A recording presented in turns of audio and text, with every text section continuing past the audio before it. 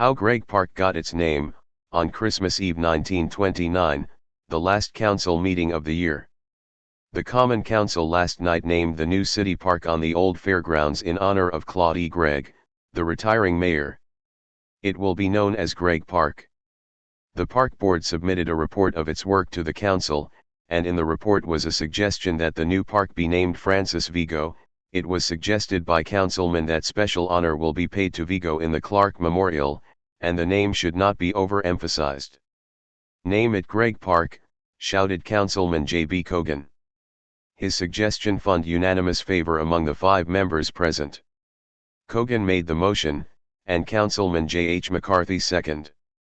"Says nothing doing," said Mayor Gregg. "I got all the criticism for that park, and that is enough for me." The councilman persisted, and the mayor said, "What's the use of embarrassing Joe Kimmel just when he is about to take office?" Councilman E. B. Van L. suggested that the park might be named Democratic Park, because he said, "The Democrats Party has got enough criticism for the park." "There's a motion before the House," called several of the councilmen. "I refuse to entertain it," said the mayor. "I am perfectly happy that this administration started the park movement. We have borne plenty of criticism for it. But the people will realize in time what a park system means. I appreciate your attitude on the park movement throughout the administration. It could not have been accomplished without your willingness to bear criticism for something you think right." As continued calls came for a vote on the motion, the mayor said, "What's the use of doing something the next bunch will undo in a few weeks? Here, let me do this," said Councilman McCarthy, going to the rostrum, and taking the gavel from the mayor's hand. "You have heard the question," said McCarthy. "Call the roll, Mr. Clerk." Each of the 7 members present, Van Els, Steimel, McCarthy, Beasley, Cogan, Gardner, and Mays, voted yes. "That's the way to do," said McCarthy, returning the gavel to the mayor, and resuming his seat at the council table.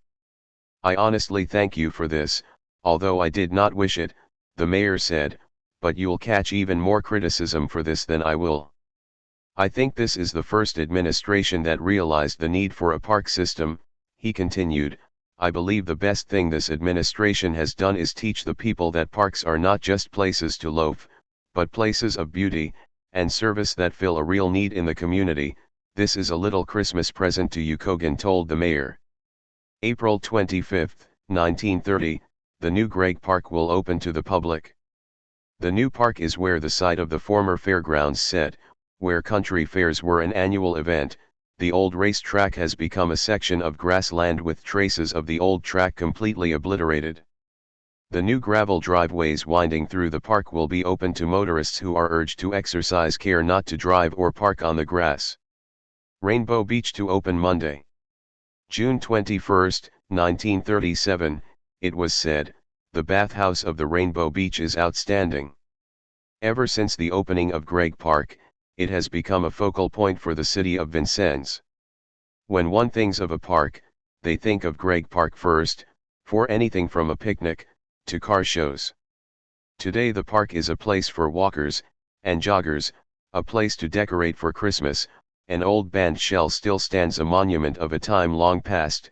The Rainbow Beach has been torn down and rebuilt twice. It's the city's favorite place on those hot summer days. The roads through the park are nicely paved. A walking path has been installed to reduce the accidental car pedestrian mishap.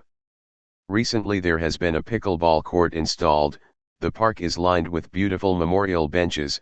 The playground equipment is top of the line. The park also borders Inman Field, the stadium for Vincennes football.